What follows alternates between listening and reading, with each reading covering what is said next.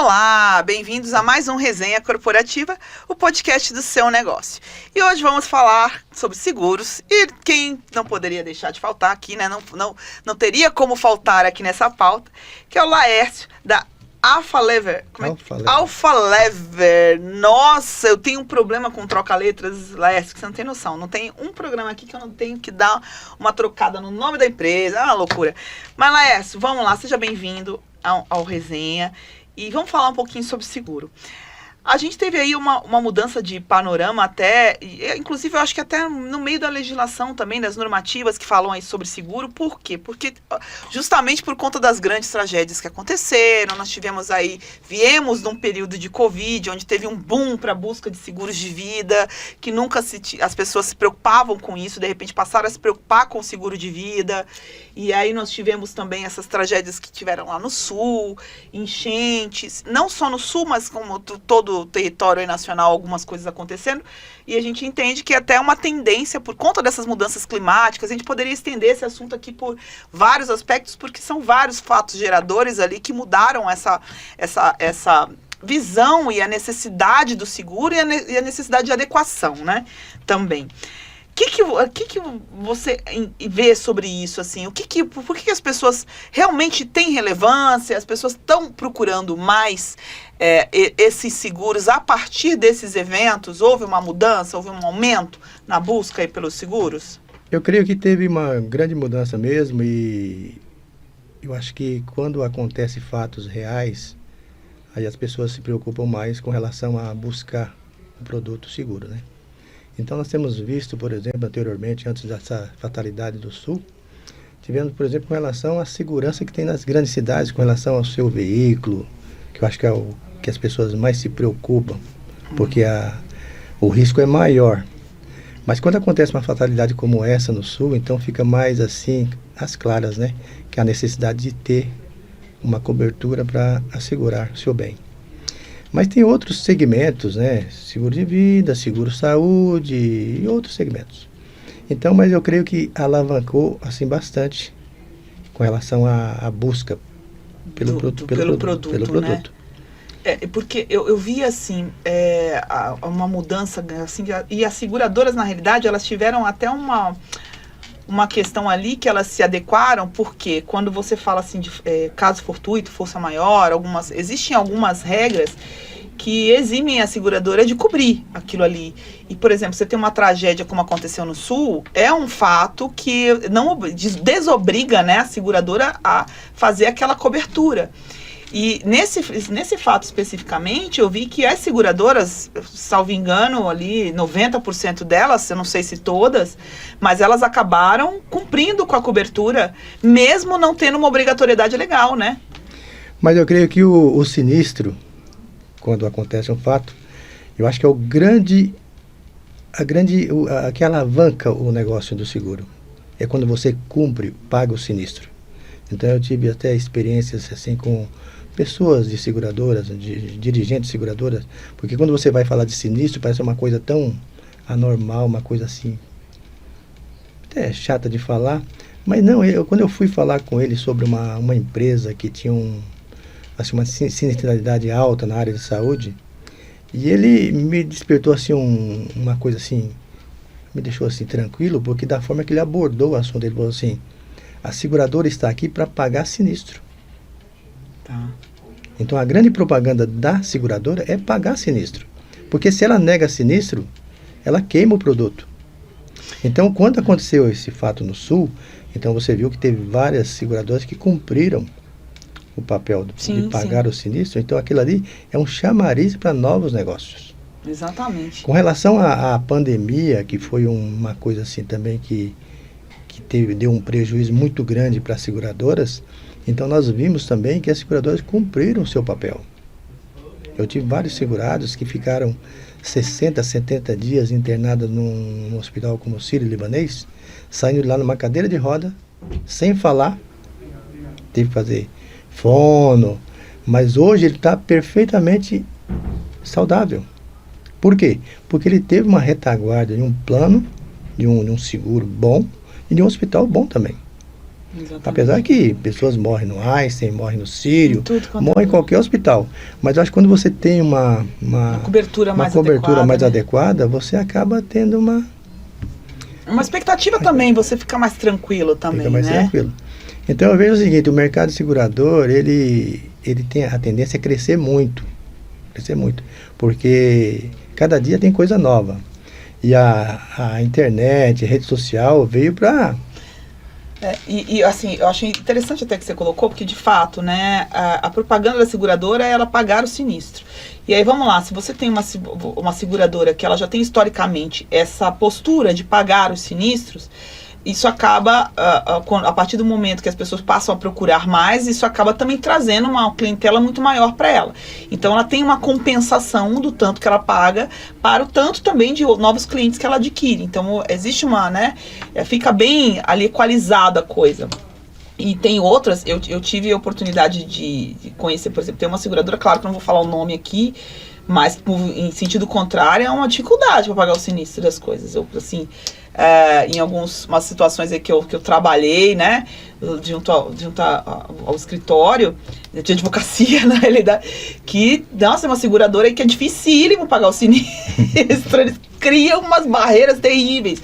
Mas como eu falei até contigo, Laércio, por outro lado, eu vi 90% das seguradoras pagando mesmo sem ter obrigação.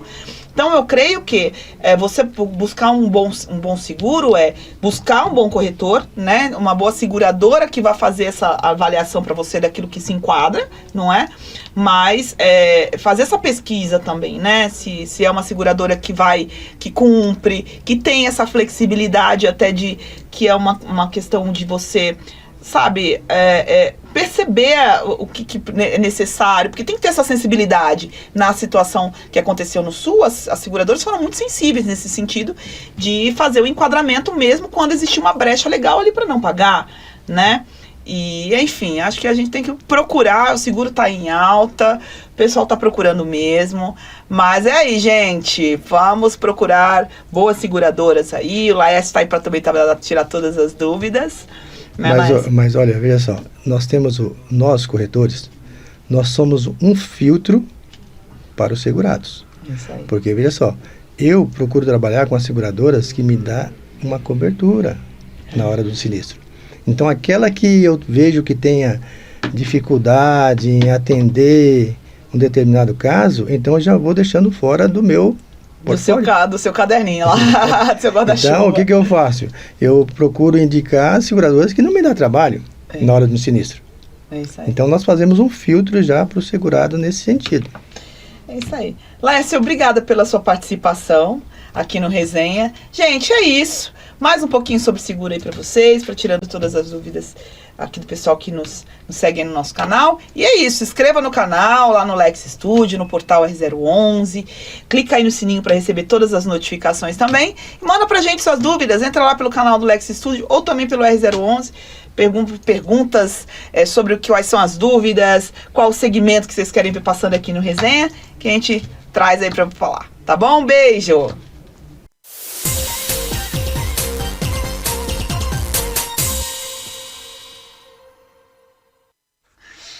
Olá, gente! Bem-vindos a mais um Resenha Corporativa, o podcast do seu negócio. Gente, eu tô aqui com um convidado que eu tava dando risada aqui agora há pouco ele. Entrei no clima da risada aqui. Leandro Demori, tudo bem? Tudo bem, e você? Seja bem-vindo aqui ao Resenha. Vai falar pra gente aqui um pouquinho sobre seguro, né? Sobre as vertentes do seguro e essas mudanças que tiveram, Leandro. Mas me conta um pouquinho quem é Leandro. E conte-me mais, de frente com Gabi. Não, mentira. Conte-me mais sobre isso. Como é que foi entrar nesse ramo de seguro? O que te atrai nisso? Eu comecei com seguro em 2010. O primeiro emprego meu, na verdade, foi trabalhando em seguro de forma indireta. Entrei como operador de call center e aí dentro de uma seguradora, hoje a seguradora não existe mais, mas foi dessa forma que eu entrei em seguros. E lá eu comecei muito com o atendimento ao cliente, né?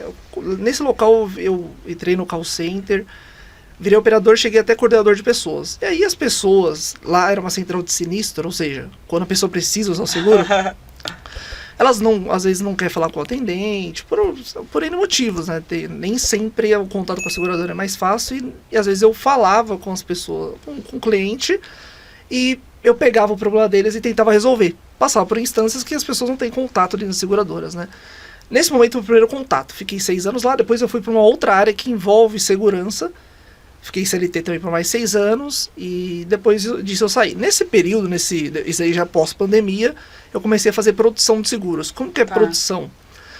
Eu não tinha SUSEP, né? Você precisa fazer um curso na INS, tirar a SUSEP, que são 2 ramos, e aí a partir disso você consegue comercializar a sua própria carteira. Produtor é aquele cara que ele quer comercializar, mas ele não tem como, então ele vai e trabalha para uma outra pessoa, e dessa forma entrei novamente nos seguros. E aí eu comecei a comercializar, dividindo comissão, até o momento que eu fui desligado da empresa, e aí eu montou a tua própria seguradora.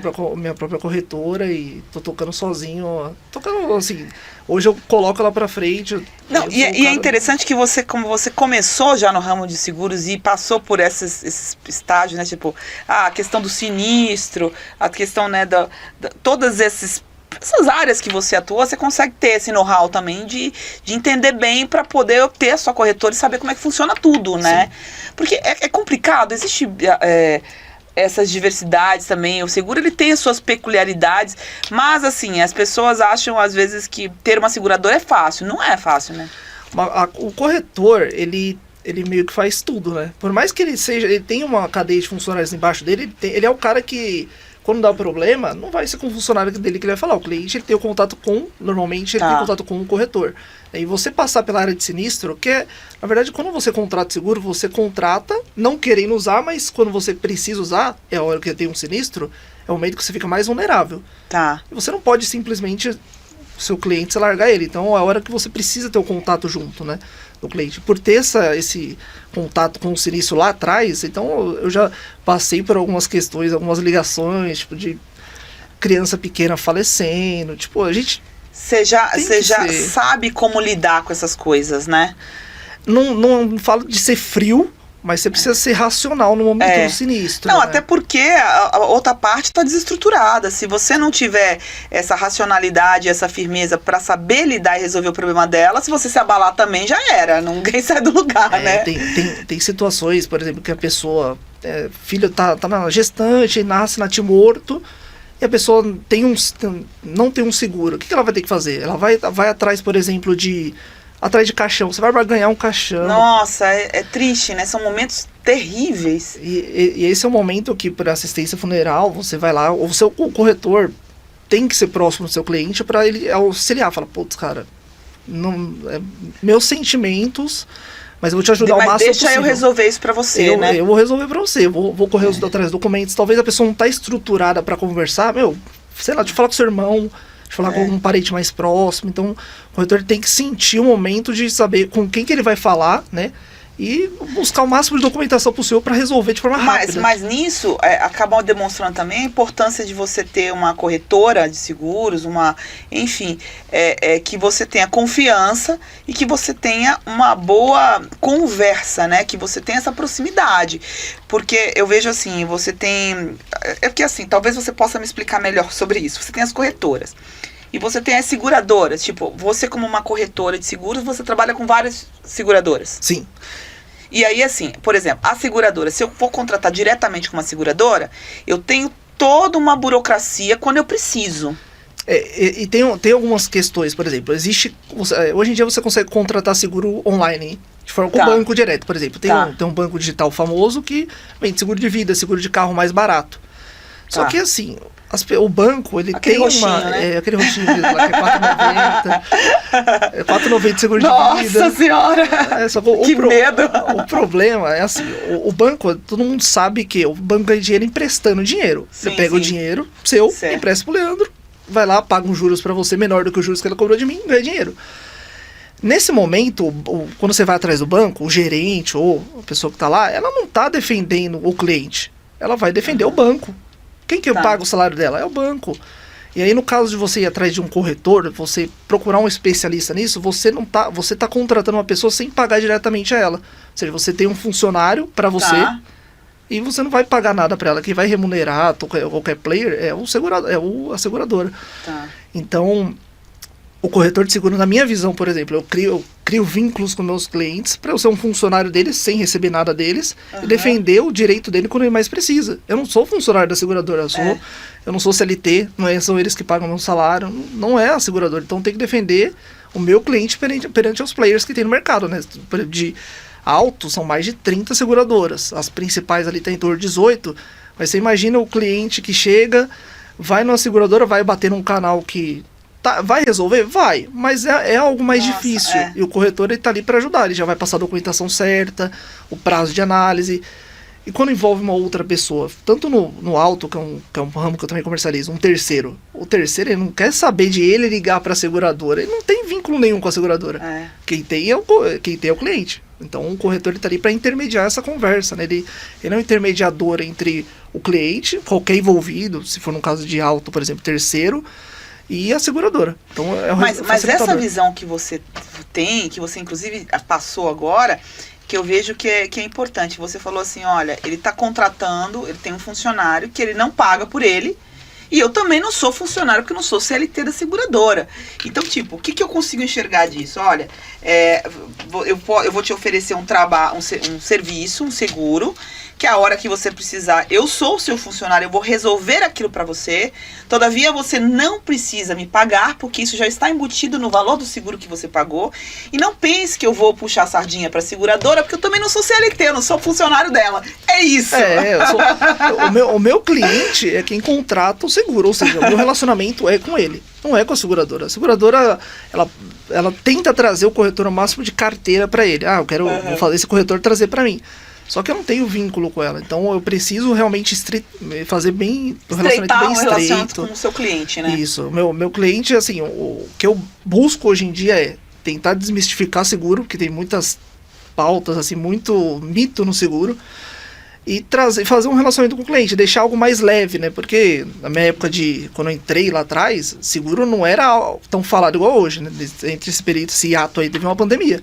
Exatamente. Que foi quando as pessoas, principalmente no ramo de vida, saúde, foi quando as pessoas conscientizaram do problema. Nossa, uma pandemia, a última pandemia que aconteceu tinha sido na década de 60, nem chegou muito no Brasil, tipo, peste negra lá em 40, então a Covid ela veio para alertar muitas coisas, né? Obrigada, viu, Leandro, pela sua participação aqui, tá explicando pra gente todas essas questões aí de seguro. As pessoas têm muita dúvida ainda sobre seguro e sempre perguntam aqui pra gente, mas agora já sabem, tem dúvida?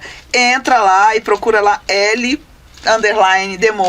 vai falar diretamente com o Leandro, que ele vai esclarecer para vocês aí, tá bom? Siga lá no nosso canal, e siga lá o R011 também, o guia R011, e clica aí no sininho para todas as notificações. Até a próxima. Tchau, tchau, gente.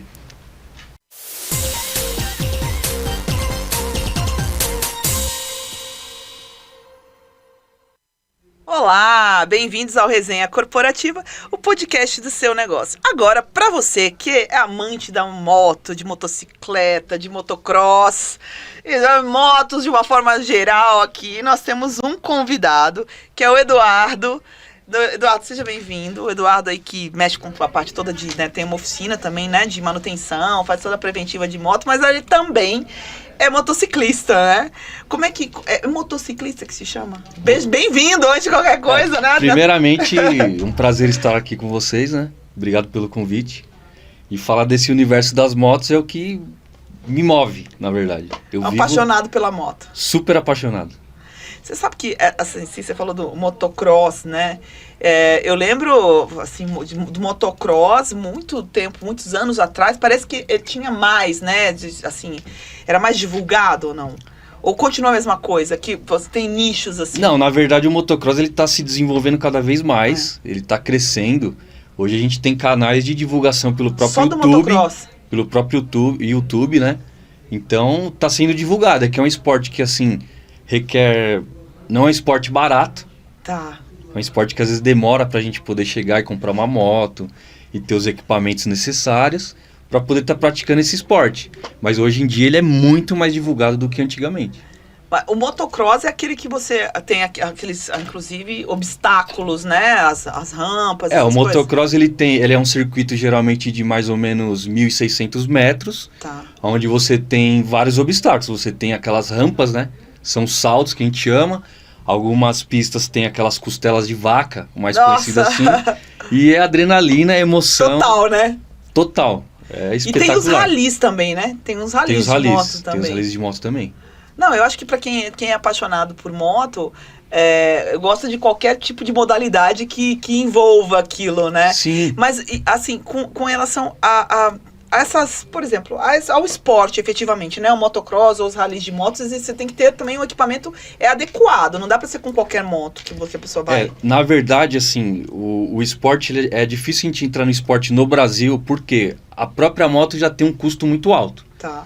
Então hoje a gente vai falar de uma motocicleta 0 km, para a modalidade vai custar em média R$70 mil.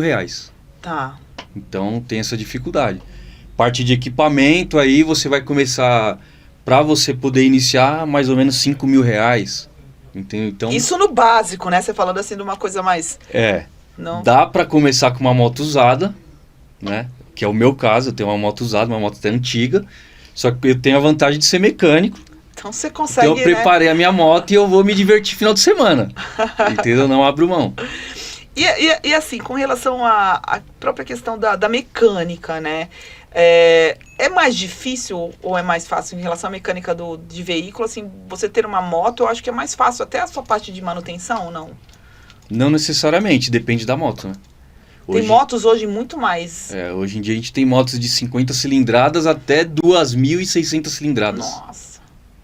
Então, assim, parte de custo, tem algumas motos que chega a ter uma manutenção muito mais cara do que um automóvel popular, por exemplo, né? Tá. Entendeu? E é necessário, né? Porque eu vejo, assim, as pessoas que têm moto... Não digo as pessoas que têm moto, assim, que amam moto, aquela coisa do esporte. Mas quem trabalha com moto, por exemplo, às vezes só vai fazer a manutenção quando dá um problema, né? E tem uma periodicidade que isso seria necessário, né? Tem, é que assim, falando de motociclistas e motocicletas, você pode ter um cliente ali que ele usa a moto para trabalhar, você tem um cliente que ele usa a moto para poder se divertir no motocross ou numa trilha, e você pode ter um cliente que já pega essa moto e ele some no Brasil, aí no mundo afora. Tá. Entendeu? Viaja o Brasil, vai para outros países. Então, depende do quanto ele utiliza para também fazer essa questão da manutenção? Também. Mas assim, toda motocicleta ela precisa de uma manutenção. Claro que quem utiliza a moto na estrada, ele vai ter um cuidado a mais. Tá. O que eu vejo, assim, pela minha experiência, quem trabalha com a moto, às vezes tem um pensamento errado. Então ele acha assim, eu vou gastar esse valor na manutenção, eu tô tomando um prejuízo. Tá. E não é assim que funciona. Já quem utiliza a moto para uma viagem, ele faz questão de gastar na motocicleta dele, porque ele sabe que ali ele vai ter uma motocicleta segura. Muitas das vezes ele está levando a esposa dele, a filha dele, ou ele pode estar sozinho também. É uma outra visão, né? Assim, eu fiz até uma pauta aqui falando sobre veículos, e aí me surgiu uma situação que até o convidado estava falando que, por exemplo, mesmo o carro, se ele ficar parado um determinado tempo, ele precisa mesmo assim de manutenção, porque ele vai ter um ressecamento de peças, essas coisas. Com a moto também. Mesma coisa. Tem tudo... Mas, assim, existe, por exemplo, uma periodicidade adequada, vamos dizer, olha, eu tenho uma moto que mesmo que eu use ela, vamos lá, eu não tenho noção se eu uso muito ou uso pouco, mas o ideal é que eu faça pelo menos uma vez ao ano, ou de tanto e tanto tempo, Sim. dê uma revisãozinha. Assim. A gente pode pegar como exemplo pessoas que têm, sei lá, 2 motos. Tem um cliente que tem 2, 3 motos. Tem uma moto que ele usa no dia a dia, ele vai e volta pro serviço dele, e ele tem uma outra motocicleta que ele vai fazer as viagens dele. Então, assim, às vezes ele usa essa moto, a segunda moto, sei lá, ele roda 3.000 km por ano. Tá. E aí ele fala assim, eu preciso trocar o óleo desse motor, eu não atingi 6.000 km, ou 5.000, mas já se passaram mais de um ano, precisa trocar. Entendi. Entendeu? Então, por exemplo, parte de fluido, principalmente de motor, precisa ser trocado anualmente. Entendeu? Entendi. E agora, assim, claro, o que eu recomendo na oficina? A cada 10.000 quilômetros ou a cada 15.000 quilômetros, o cliente precisa levar a moto até na oficina para poder fazer uma revisão geral, no caso. Tá. Lubrificar rolamentos, verificar como é que tá os cabos de comando, funcionamento do motor, parte de suspensão também. Então a gente tem esse cuidado, né?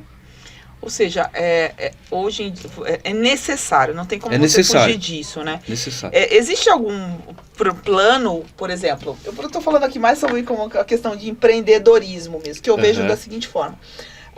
Eu vi várias pessoas falando desse negócio da preventiva e da corretiva. Sim. E aí surgiu, por exemplo, em se tratando de carros, algumas oficinas que criaram sistemas onde a pessoa ela vai a tanto e tanto tempo, como se fosse uma assinatura.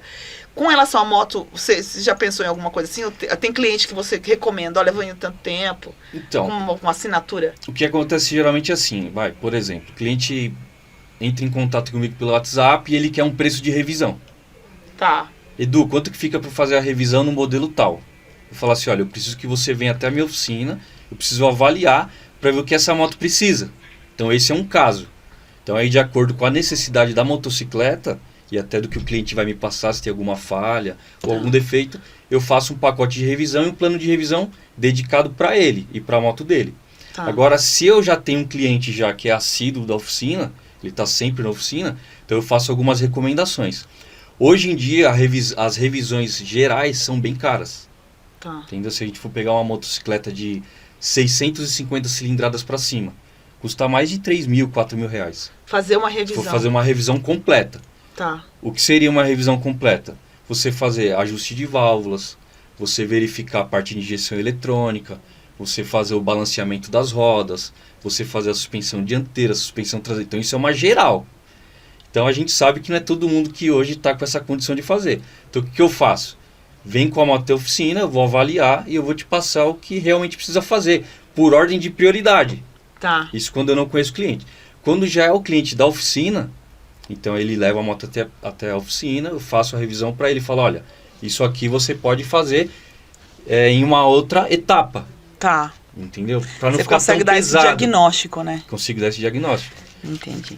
Maravilha, Edu. Olha, eu acho que as motos aí, o pessoal que gosta tem que cuidar mesmo. Agora, eu queria ter o Edu aqui um dia só para falar de motocross. Para mostrar um pouquinho de como que é esse universo aí. Ah, é maravilhoso. Tá convidado já. Hoje a gente tá Maravilhoso. falando um pouco sobre essa coisa da moto de uma forma geral, até porque a nossa pauta hoje era sobre as oficinas, Sim. mas eu acho que esse tema da motocross, nossa, eu tenho boas memórias, viu? Não, de moto. Eu gostava um pouquinho disso. Nunca até mais ouvi falar, não sabia nem que foi ainda. Até porque o motocross como esporte, ele é espetacular para a pessoa que pratica também, né? Principalmente. Porque ela vai conseguir ali superar em vários desafios da própria pista. Tudo que vai para a área do esporte, né, como atividade, o motocross, ele... É que eu assim, de fato, eu não tinha acompanhado tanto, né, que como você falou, que começou a crescer mais, que hoje tem canais especializados sobre isso. Vamos divulgar mais sobre isso aí, gente? Tem que divulgar, Isso porque aí. é espetacular. Edu, obrigada, viu, pela sua presença. Eu que E, agradeço. gente, vamos ficando por aqui. Se inscreva aí no nosso canal, clica aí no sininho para acompanhar todas as notificações. E daqui a pouco a gente volta falando um pouquinho mais sobre oficinas e sobre motos. Tchau, tchau.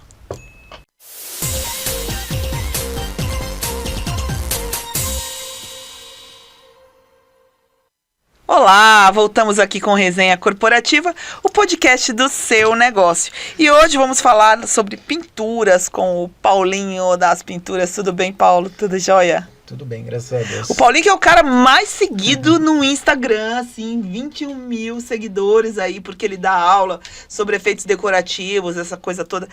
Me diga uma coisa, hoje em dia a gente fala de pintura, não é mais só rolar tinta, né? Você tem, assim, uma série de técnicas, você tem uma série de novos produtos, né? Tem matéria de tinta mesmo, que dá outros efeitos, e a gente vê isso crescendo cada vez mais, né? E a sua especialidade são os efeitos decorativos?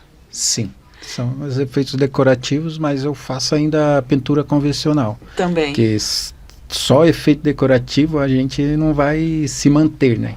Porque o efeito decorativo é mais restrito, assim, por conta do quê? Mais preço, as pessoas não conhecem, como que é? É preço. Preço. Preço depende do Mas preço. também você consegue fazer, tipo, um marmorizado com tinta.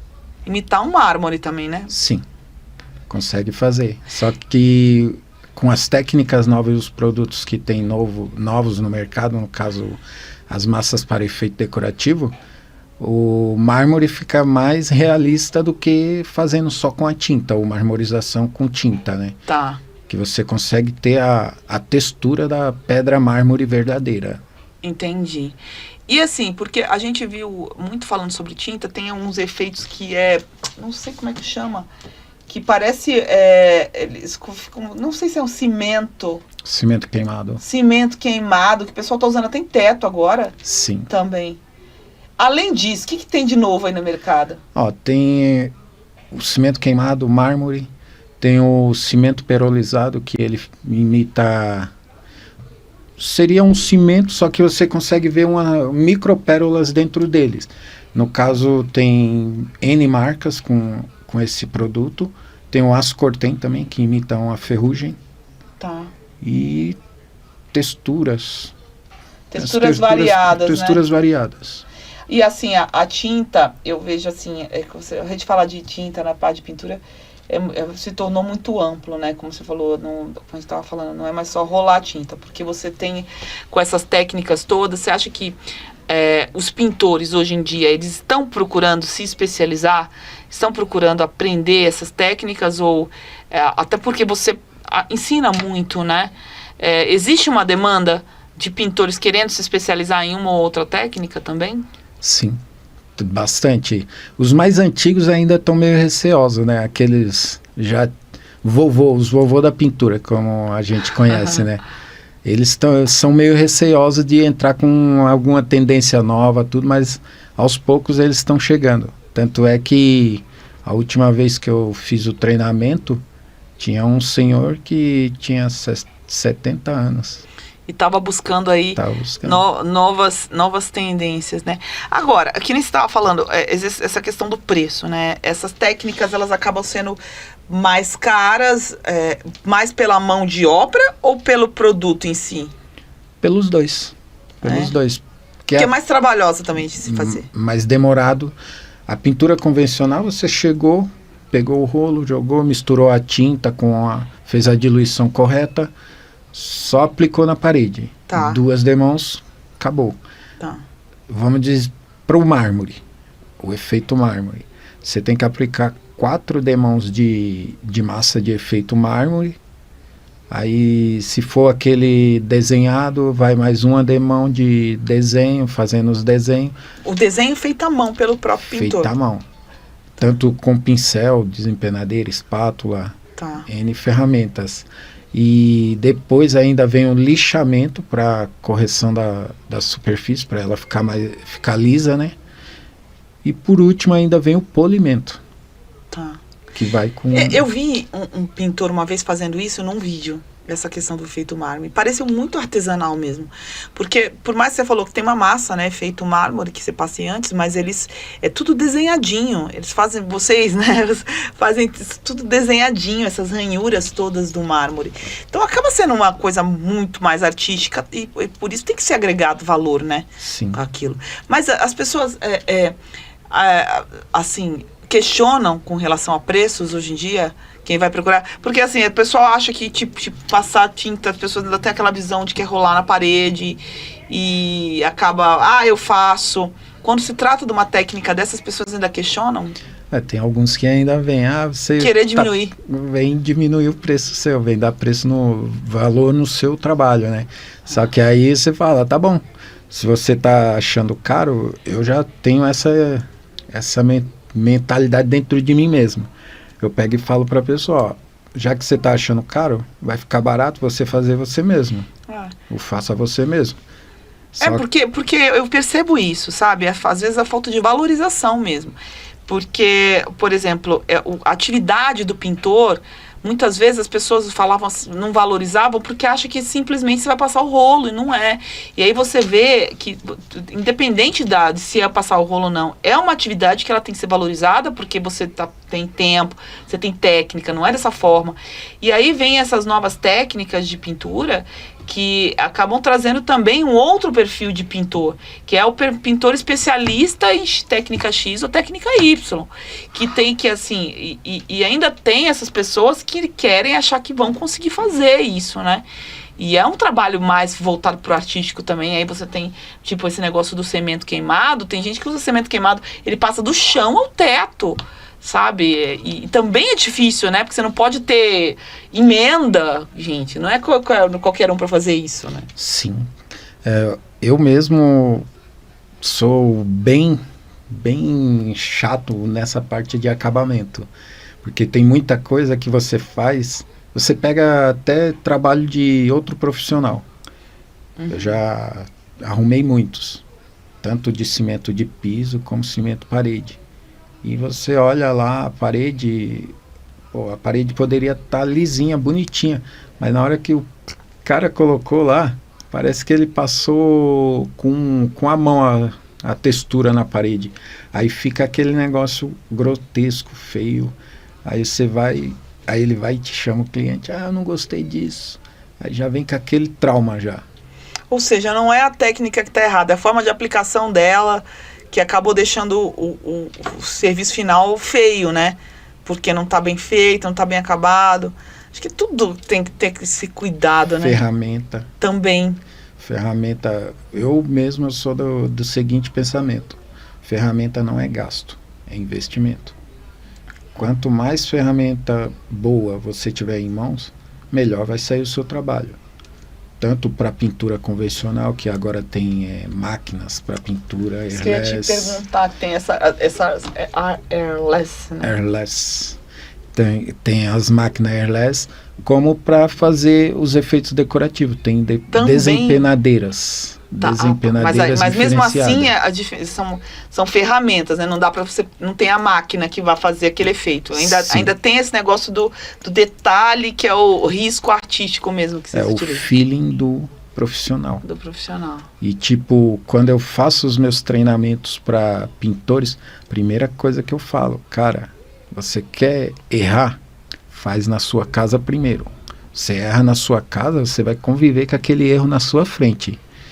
Não vai direto na casa do cliente. Porque se você errar na casa do cliente, você vai ter 2 transtornos. Material, que é caro, e a mão de obra para você contratar outro profissional para estar fazendo o trabalho certo. Isso mesmo. Aí o cliente... Não, e é bem isso que você falou, porque assim... É um negócio que fica ali permanente, que você vai conviver com aquilo todos os dias, né? Você é na sua casa, a hora que você chega ao seu trabalho, você vai olhar aquilo ali, e quando tem alguma coisa que não tá legal, né? A gente tem esse costume, parece que solta os olhos, e você fica com aquilo na cabeça, falando, nossa, e agora, e agora, e agora? E aí o profissional tem que ter isso também, né?